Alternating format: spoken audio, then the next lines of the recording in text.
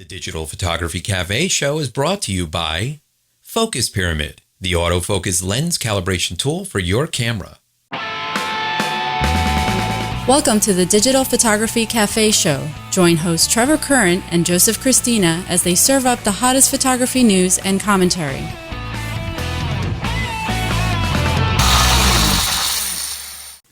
Hey everybody, welcome back to the show. This is episode 209. I'm Joseph Cristina here with my co-host Trevor Current.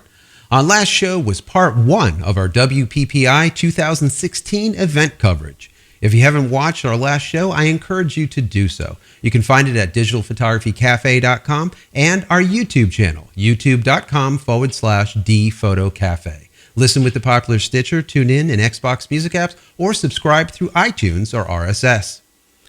So, Joe, we are back. How you doing, my friend? Yes, welcome. Part two. Yes, part two of our WPPI 2016 wrap-up coverage. And we're also going to announce the winner of our big celebration giveaway of over $4,200 in gear. It's a lot. It is a lot. Craziness. Yep, so everyone hang in there. Before the end of the show, you will know if you were the winner or not. That's right. Yep. So let's kind of jump right into it.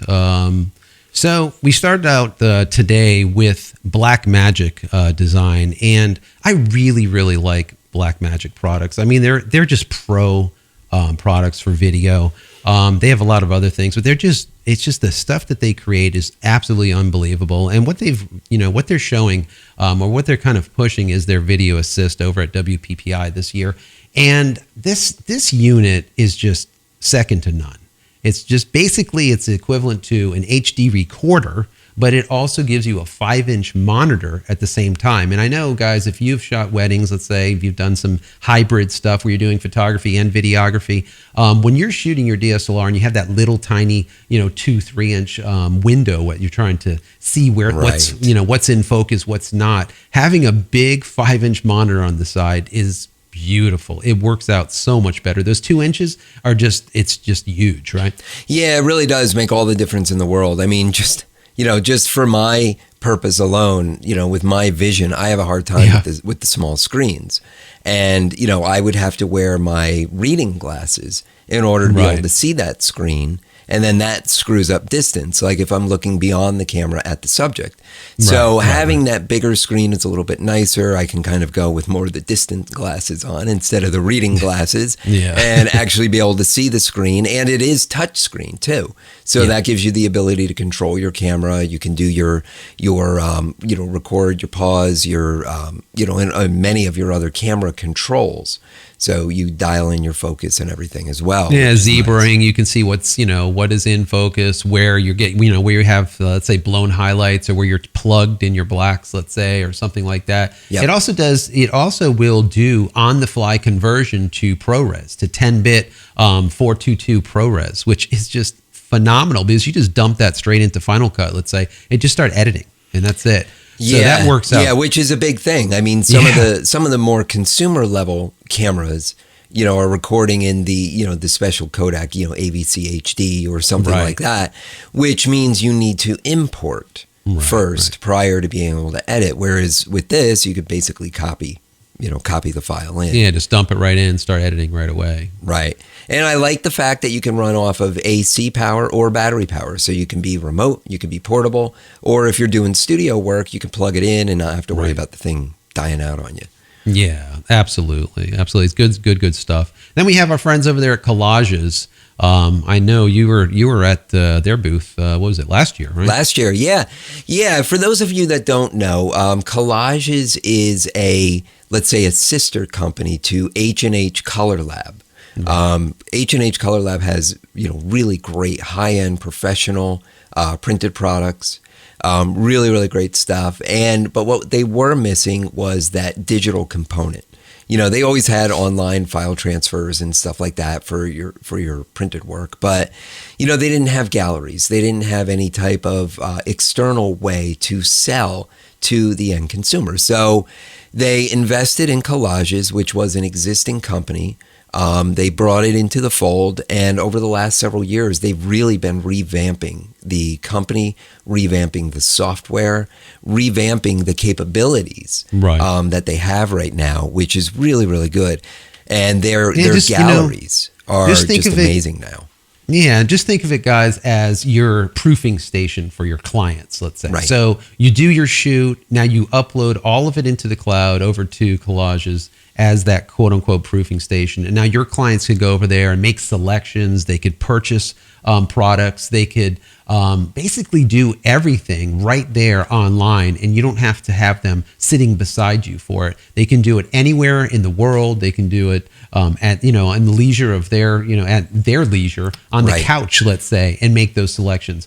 And what's just superb, and this is why I've been doing it since day one for years and years, 10 plus years.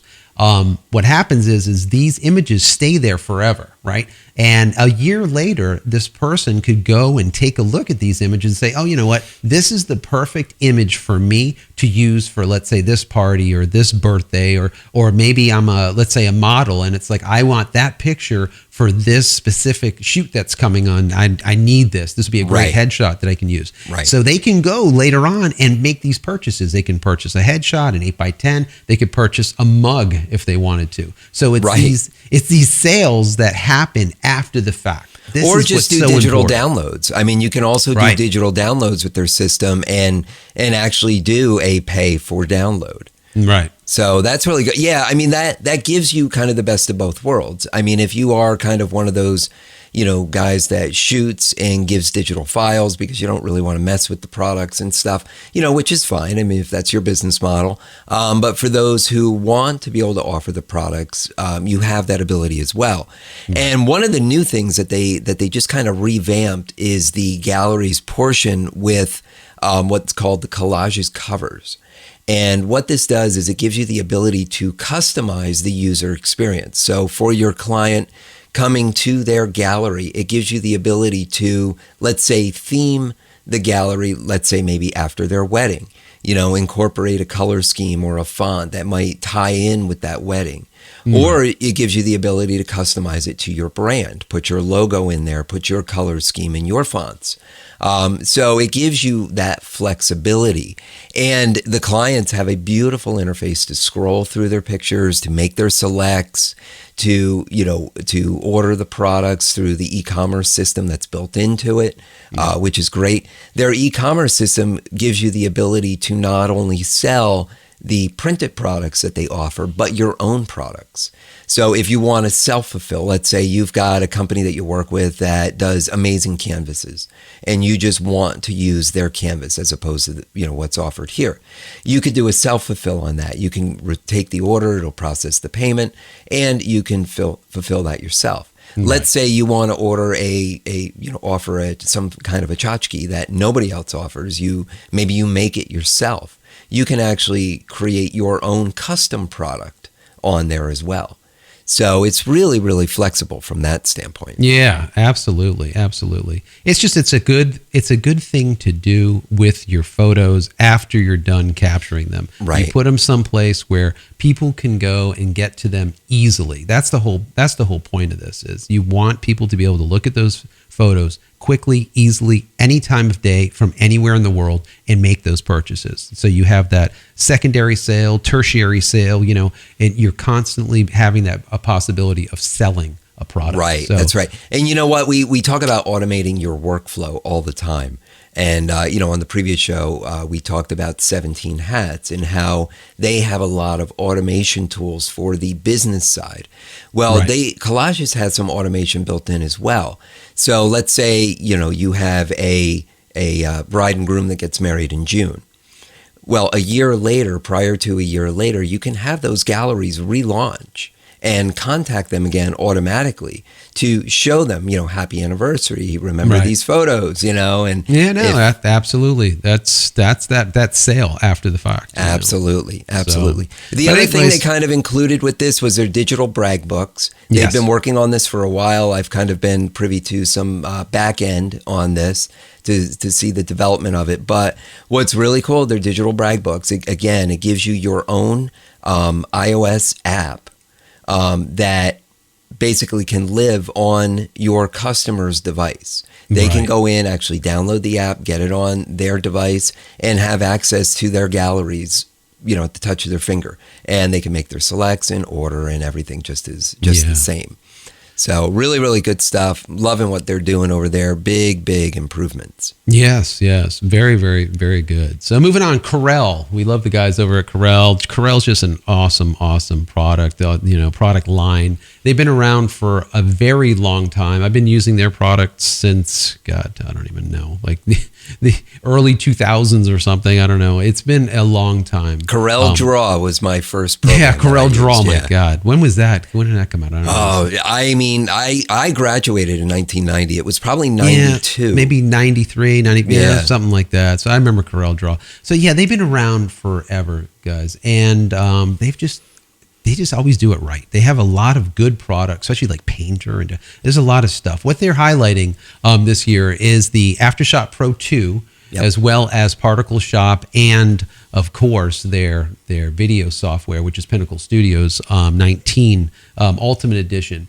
Really, really good stuff. On the Aftershock Pro 2, guys, I did a side-by-side comparison of Aftershock Pro 2 against Lightroom.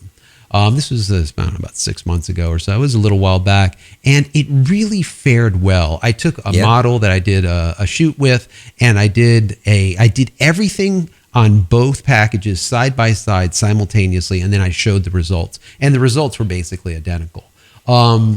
So it's a very viable alternative or option to a Lightroom. And now that we know that Lightroom and all of Adobe products are going into this almost leasing type of thing where you're paying $9, $10, $39, $49 for their package every single month. Yeah. There's still a lot of us out there that just want to buy something and own it and then call it a day and have it allowed, have it updated all the time. And this is where I see Aftershock Pro 2 as being for that person that doesn't want to constantly be dinged by, that lease, where you're renting the software. Sure. Where you could just buy it and just forget it. The other thing that I really like about Aftershock Pro 2 is you can take a new camera, let's say it's a 70D. And normally, if the 70D just came out, if you look at Lightroom, sometimes you'll have Lightroom, it'll take, let's say, a week or something before you'll be able to use those 70D photos, or you'll have to take the raw images and turn them to DNGs to be able to load them in. Right. Well, now Adobe said, listen, we're not going to give you that anymore. We're not going to allow you to do this, to use those raw images right out the gate. You have to constantly buy like either CC and pay monthly. But if you have an older version, we're not going to update you any longer. So you're not going to be able to bring in those images. Yeah, I know. That's a huge problem, CS6 right? And stuff. If you've got Photoshop, if you've been using that, they've outright said that they're no longer going to be supporting the camera raw formats. So you're pretty much stuck. You would have to you would have to use their raw converter and then convert all of those, let's say 70D raw images to DNG to be able to bring it into your older package of Photoshop or Lightroom. That's horrible. Yeah. What Corel has said is we're not going to do that to you guys. We are always going to give you the latest and greatest of that raw conversion built into our software. You're going to purchase it, you're going to purchase the software from us, and that day forward, you're going to be able to know that every single camera that comes out, in perpetuity, you're going to get those updates and you're going to get them for free. Kudos for, Corel for doing that and not kind of holding us over the fire and saying, you know what, if you don't upgrade and do that, that model where you're paying every month, then basically you're screwed. And I just don't like that. I don't like that at all. I think that should just be given to you. That shouldn't be, and this is what a lot of the companies do. They find that pain point and they use that. Yeah, they use that as the method of bringing you into the new. Right. Yeah, it's true. And I agree. I like the idea of being able to buy the software. For me, it always goes back to compatibility with other agencies. So, it's kind of when in Rome, I'm going to have to do what these other agencies are doing just to stay compatible. But if I was an all, kind of encapsulated shop, where I didn't have to really worry about being compatible with native file formats with the outside world. I think I would definitely look into these alternatives. I mean, After Effects Pro 2 looks really good. It's available for Windows, Mac, and Linux. So no matter what platform you're on, you have access to it. You know, it is that one-time purchase. So, you know, of course, they're going to have upgrades moving on. But, you know, but it gives you that. And what I also like is it has the SDK. So developers can actually create plugins to be used with Aftershot, so which is nice. There's a bunch of free plugins available for download and install right now. But if you needed something custom or down the road, there is a feature that somebody, you know, a developer wants to create, that capability is available. Yeah, and like I said, putting them side by side as I did, you can see that video. Maybe we'll put it up on the screen so you can go take a look at it. But checking that out and just seeing the side by side results and getting, you know, basically the same results with Aftershot Pro 2 as I did with my Lightroom package is really, really great. And I do think that the new camera extensions being free, you know, from them is just such a great thing. It just goes back to, like you were saying, cross-platform. You know, all three platforms, Windows, you know, Mac and Linux is being, you know, they're building for all three, and that means that you can use this package on any one of them, and you know the system inside and out. So very, very cool. You know, moving on, the Particle Shop that they're offering. If you guys don't know what Particle Shop is, this is just simply cool. You know, it basically allows you to add that little zing to your photos. You know, maybe you know, fairy dust, or you know, maybe like a piece of flowing fabric or something. And the way they do it, they base it on like algorithms that take a look at weight and gravity and flow rates and all kinds of stuff, which is literally unbelievable because the you know what you get out of this just can really transform an image into something that is just unbelievable. Very, very neat. You've seen this, right? Yeah, sure, exactly. And you know, we all want to give our images their, you know, kind of like our thumbprint, right? You know, more than just, you know, color balancing and, you know, making sure the exposure is correct and retouching out any blemishes or what have you. We want to give it a certain feel, something maybe that is a signature to us. And by using, you know, this type of plugin, gives you the ability to kind of, you know, create something a little bit more artsy, something that you can put your thumbprint on with. Right. No, absolutely. Absolutely. You know, and Pinnacle Studios. Pinnacle Studios is, like I said, a video editor. But what's amazing is it's really reasonable. It's just over $100. Most of us these days are hybrid shooters. We shoot photos and we shoot video, and it's always like, well, do we go with Final Cut? You know, if you get Final Cut, you get motion, you get everything together. It's about $400. Yeah, which isn't bad. That's actually pretty good. Right. You go with Premiere, let's say, and now you're getting the full. Now you're all of a sudden you're spending close to $50 every single month forever. Right. Okay. So what is the alternative? The Pinnacle Studios is really a good, viable alternative. And now that it has, you know, multicams, you can set up 5-6 cameras and have them all I like synced. that a lot. I mean, that capability is so huge. I mean, that capability was taken out of Final Cut Pro X when it first came out.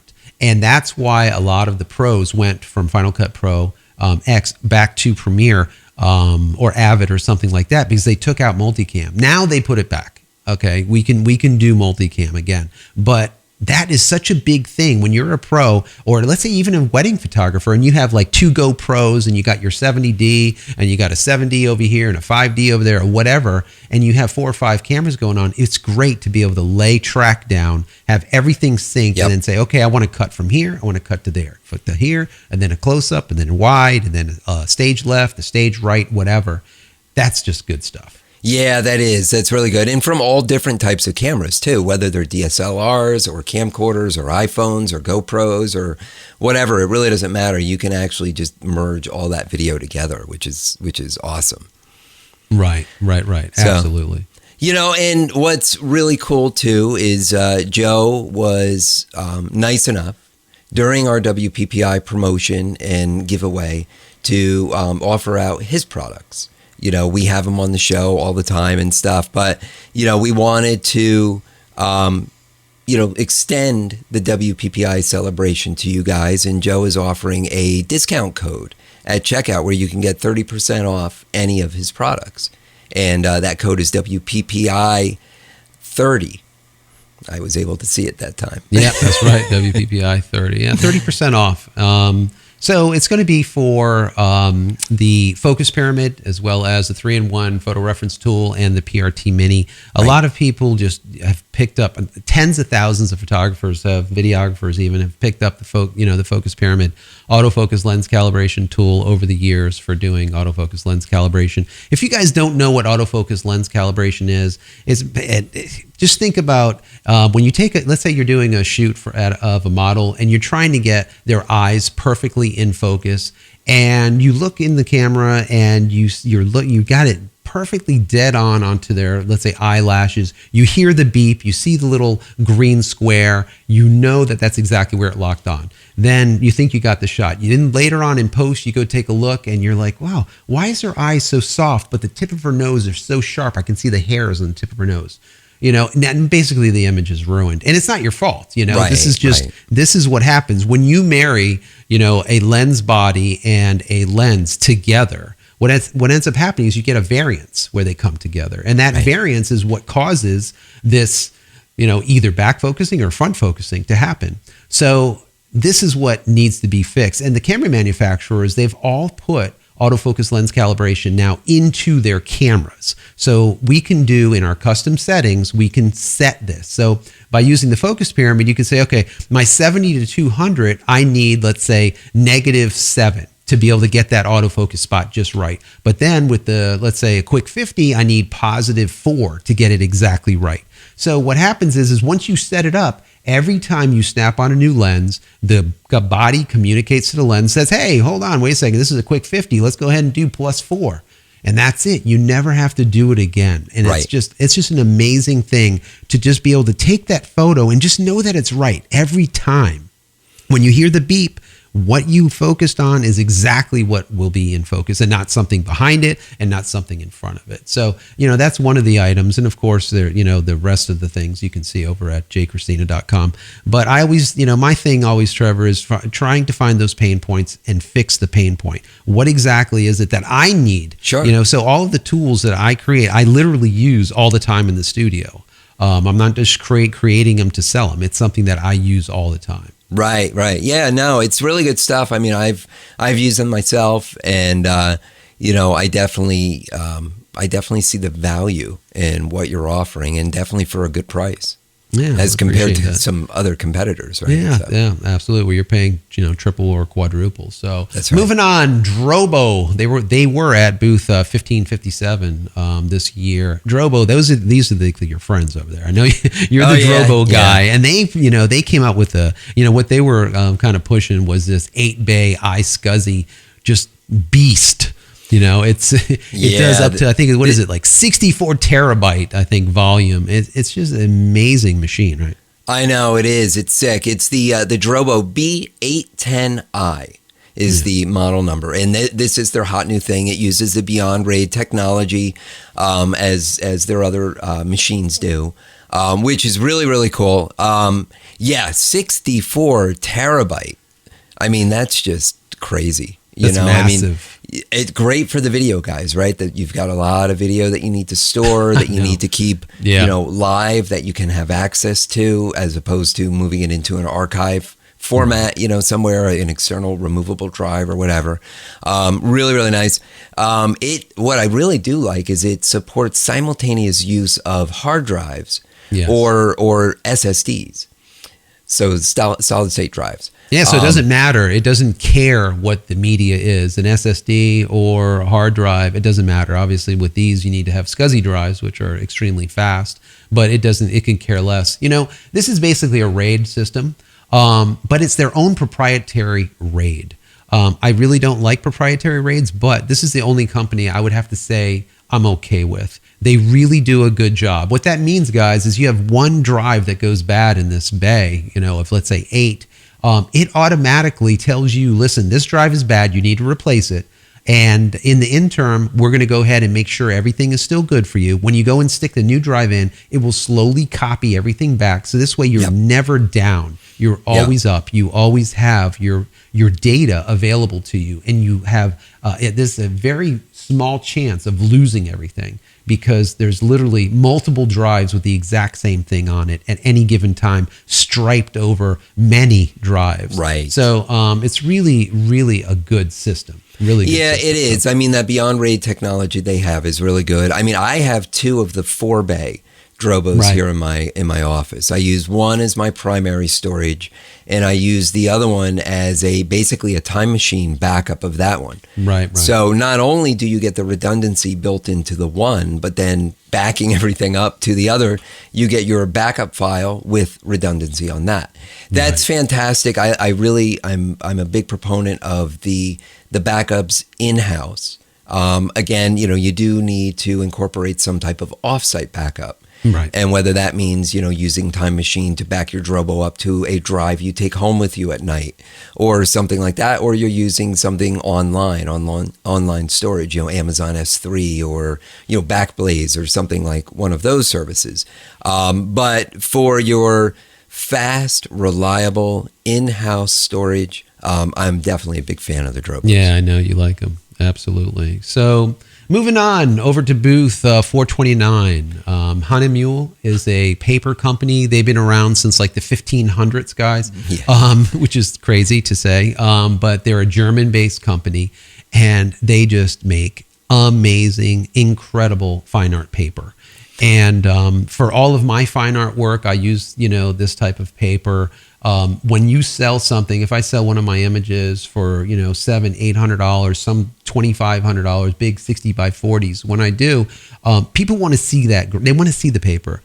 Paper is very important. You can't just go and get some cheap paper and print it on there and say, oh, here it is. No, they want, really good rag, really good paper.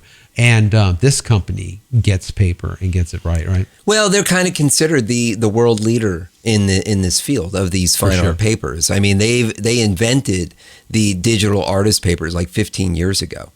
Yeah. And I mean, that's huge. I mean, a lot of us have, think about some of the other printer manufacturers, who also have their own lines of paper as kind of being, what everybody uses. Right. But really, when you start digging into the quality of the paper and producing the best possible final output for your fine art or your client work, that's when you really start exploring other things, papers as well as possibly ink alternatives.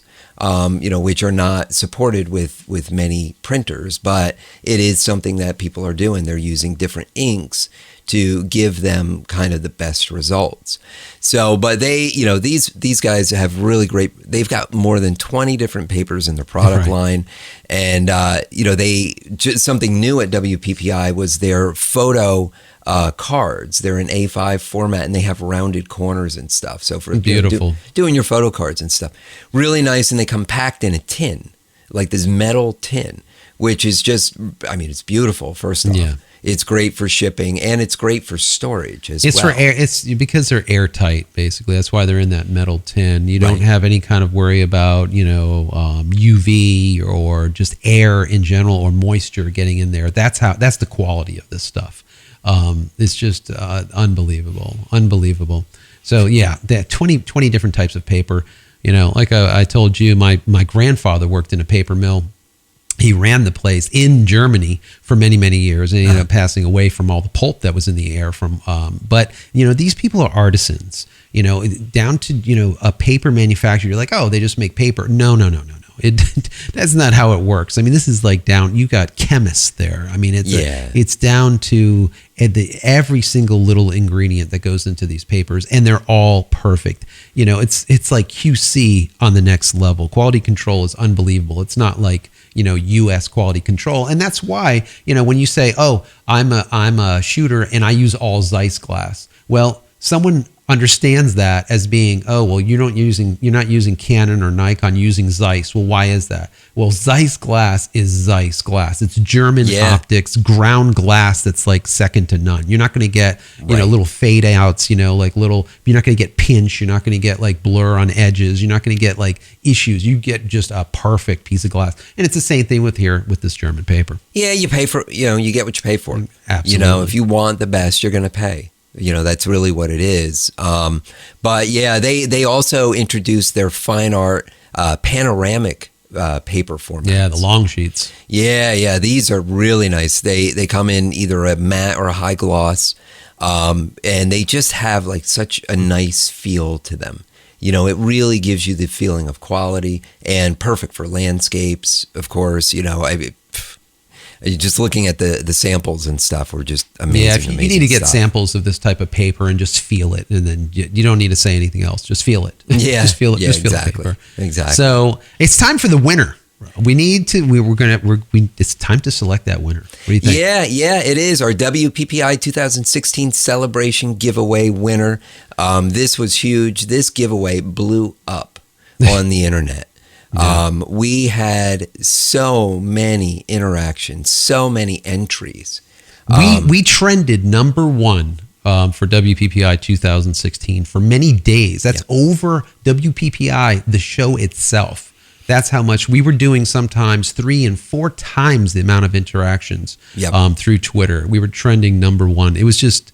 It was amazing. Yeah, I mean, we were beating huge companies like B&H Photo with 350,000+ followers. Yeah, I mean, it was amazing. It was amazing. The support, the feedback, the comments about the giveaway and the prizes, and the support that we got from the contributors by giving us such great prizes to give away, over $4,200 worth of prizes. I mean, just really great stuff. If you entered, thank you. We appreciate it.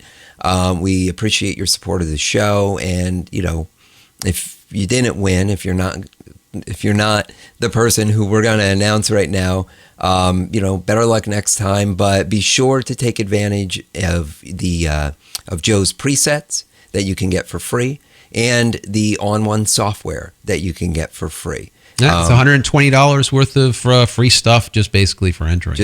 For entering. So make sure you download those, get your value there. Yeah. So now we need like a drum roll. Yes, you can dub that in.